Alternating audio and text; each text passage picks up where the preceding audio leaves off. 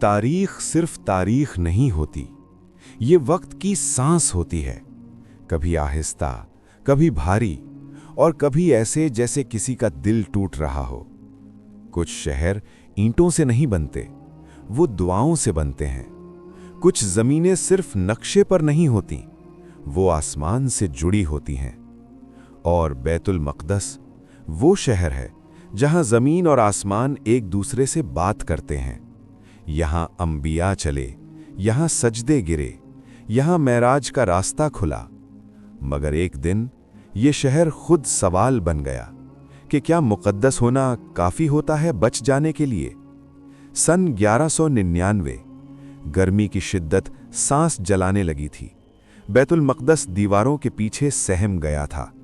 شہر کے اندر کھانے کو کچھ نہیں، پینے کو پانی نہیں، اور باہر صلیبی لشکر، منظم، تیار اور بے رحم۔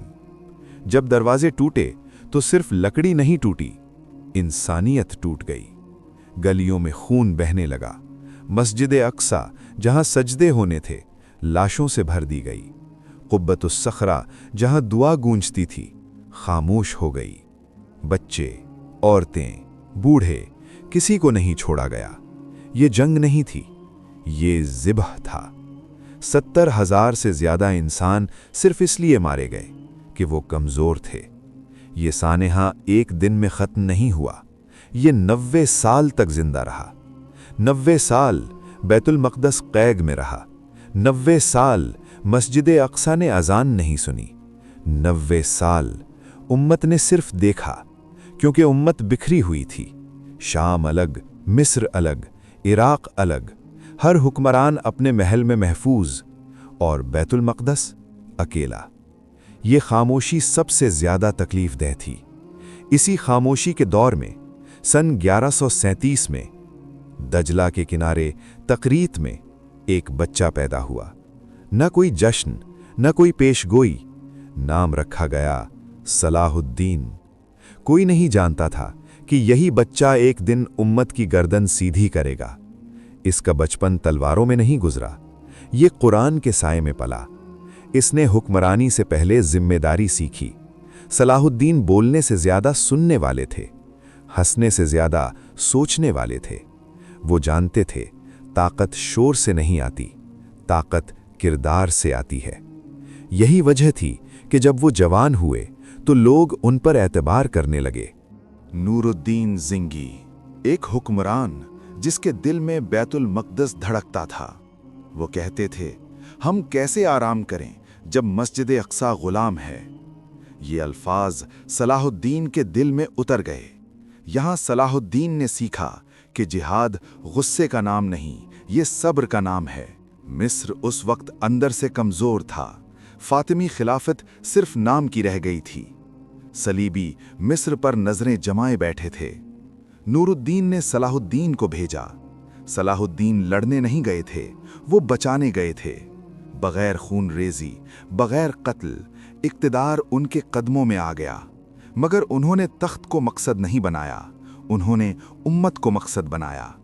مصر فتح ہو چکا تھا، دولت تھی، طاقت تھی، مگر صلاح الدین مسکرائے نہیں، کیونکہ بیت المقدس ابھی غلام تھا۔ وہ کہتے تھے، میں کیسے سو جاؤں جب مسجد اقصی قید ہے؟ صلاح الدین جانتے تھے کہ بکھری امت فتح نہیں کر سکتی۔ انہوں نے مسلمانوں پر تلوار نہیں اٹھائی، انہوں نے دل جوڑے، کبھی صبر سے، کبھی حکمت سے۔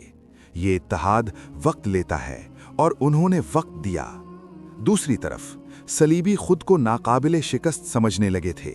شراب، عیش، غرور، وہ سمجھ بیٹھے تھے کہ بیت المقدس ہمیشہ ان کا رہے گا۔ مگر تاریخ غرور کو زیادہ دیر برداشت نہیں کرتی۔ سن 1187 ہتین، سورج آگ بن چکا تھا، صلیبی پیاس سے ٹوٹ رہے تھے۔ صلاح الدین نے دشمن کو اس کی کمزوری پر پکڑا، اور وہ طاقت جو 90 سال سے حاوی تھی زمین پر گر گئی۔ آخر وہ دن آ گیا، دروازے سامنے تھے، اندر خوف تھا۔ لوگ یاد کر رہے تھے 1099۔ انہوں نے پوچھا، کیا اب قتل ہوگا؟ صلاح الدین نے کہا، ہم انصاف کریں گے۔ کوئی قتل عام نہیں ہوا، کوئی انتقام نہیں لیا گیا۔ یہودی واپس آئے، عیسائی محفوظ نکلے۔ یہ فتح انسانیت کی فتح تھی۔ 90 سال بعد مسجد اقصی صاف کی گئی، گندگی ہٹائی گئی، اور جب اذان گونجی، آسمان نے سکون کی سانس لی۔ صلاح الدین تخت پر نہیں بیٹھے، انہوں نے سجدہ کیا، کیونکہ وہ جانتے تھے فتح تلوار سے نہیں، کردار سے ملتی ہے۔ اور تاریخ آج بھی گواہ ہے کہ جب کردار زندہ ہو تو بیت المقدس واپس آ جاتا ہے۔ تاریخ رکتی نہیں، انشاءاللہ وہ وقت آئے گا جب امت پھر جاگے گی، ایک اور صلاح الدین پیدا ہوگا، اور بیت المقدس فلسطین سمیت دوبارہ آزاد ہوگا، اور اسلام کا پرچم حق کے ساتھ بلند ہوگا۔